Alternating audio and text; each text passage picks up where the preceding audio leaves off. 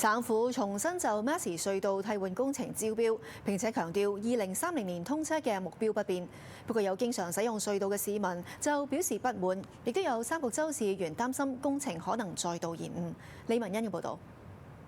連接列治文同三角洲嘅 George Massey Tunnel， 省府話由於未能夠同原定承建財團就最終工程合約條款達成共識，決定將餘下工程重新招標。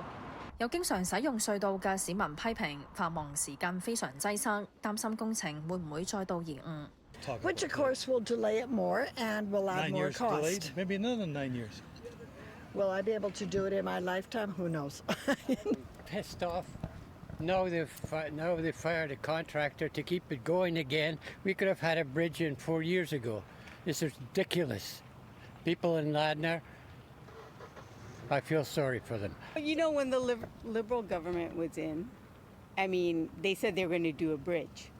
And then NDP comes in, they say they're going to do a tunnel. I mean, by now we could have had a bridge. You know, it's a lot of taxpayers' money that's gone to waste.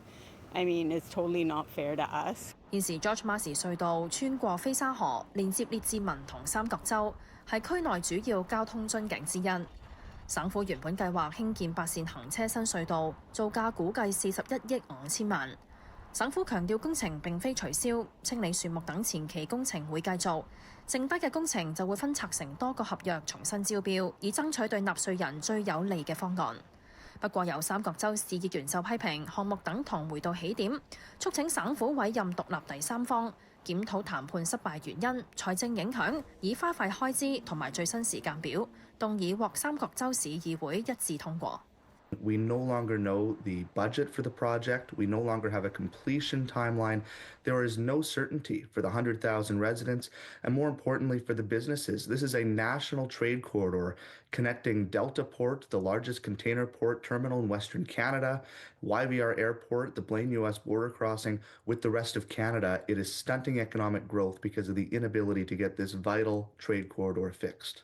BC 保守黨亦都批評省府處理失當，話新民主黨政府8年前取消大橋取代方案，如今又取消新隧道合約，令到工程再添變數，質疑項目會超支同延誤。省府預計項目相關嘅環境評估喺今年年底之前完成，主要工程目標喺下年展開，並強調2030年通車目標不變。One News 記者李文欣喺列治文報道。